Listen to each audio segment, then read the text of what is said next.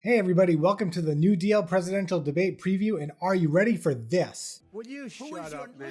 Listen, China ate your lunch, Joe. And You're by the way, worst you were a president vice- America has ever had. Hey, Come Joe, on. I'm not here to call out his lies. Everybody knows he's a liar. But you I just agreed. want to Hey, make Joe, sure. Joe, you're the liar. I want to make sure. Graduated last in your class, not first in your class. Neither am I. I'm still getting over the last debate. I can still hear the interruptions in my head. I can still feel the frustration in my soul. But we have another debate coming up soon. Actually, tomorrow night, October 22nd at 9 p.m. Eastern Time.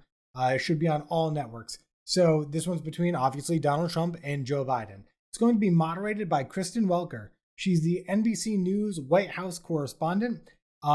Interestingly, on Monday, Donald Trump attacked her, saying that she is a radical Democrat, and he told this to his supporters in Arizona at a campaign rally. So, already setting the stage. You'll remember we were supposed to have a debate last week, but Donald Trump contracted COVID-19, and the debate commission said, they want to do a virtual debate, and Donald Trump refused.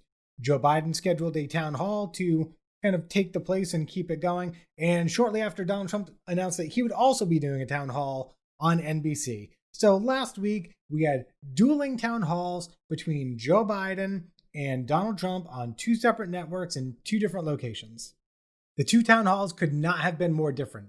We had a contentious hour between Donald Trump and NBC host Savannah Guthrie, and we had a more mild discussion between Joe Biden and George Stephanopoulos. Both were challenged on the issues. I did a video about it last week. If you want to go check out how I thought the moderation was in the town halls, please go check out that video.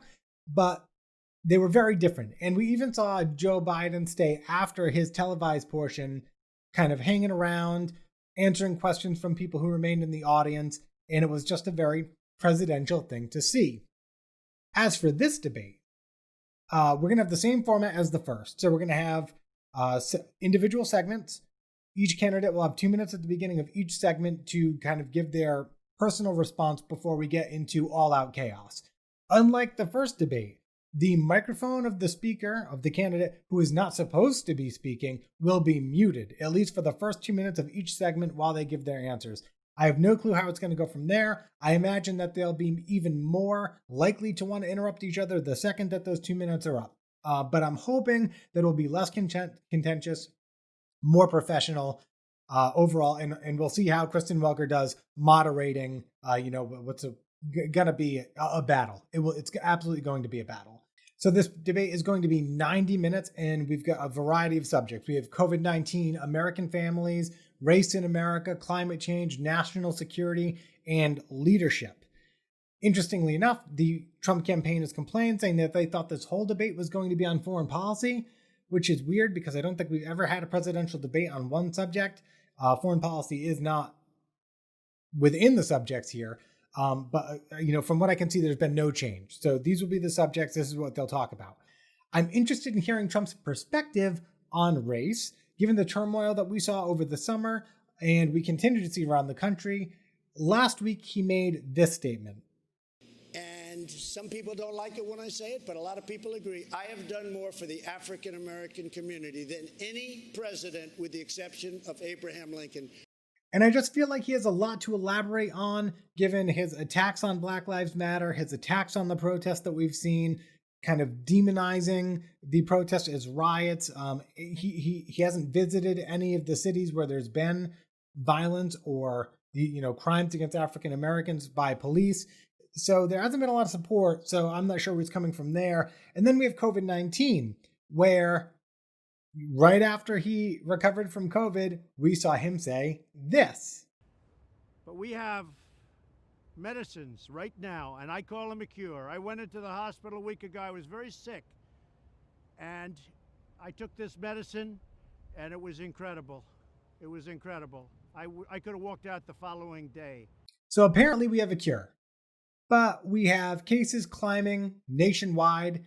33 states are now considered to be in the red zone. So I'm just interested how us having a cure will play for Trump, especially given that, clearly there's not a cure and he's going to have to explain what he meant by that and why cases are rapidly climbing in the US unmitigated with no vaccine in sight. not even close to being at the end of trials. As for Joe Biden, we need to see Joe Biden give us an answer on the court packing question. I think it's smart that he has not answered this question. I don't think he should answer this question. But he said at the town hall last week that before the election, the American people will know where he stands on court packing. So we'll see if we get that answer tonight. Overall, I think we're going to see a battle. I'm hoping for less interruptions. Donald Trump needs to be perfect. He can't interrupt. He can't demean. He can't name call. He needs to come off as being presidential. He needs to show a command of the facts and knowledge of all the subjects, and he needs to explain, maybe for the first time ever, what his actual policy stances are, because he's given us no policy. None whatsoever. He says we don't know what the healthcare plan is. He doesn't have a plan on climate. He doesn't have a plan on much of anything. We just know that there was a trade war and he doesn't like immigrants. As far as that's what we know. He wants to build a wall. He's really happy about the wall. Joe Biden just needs to get through it.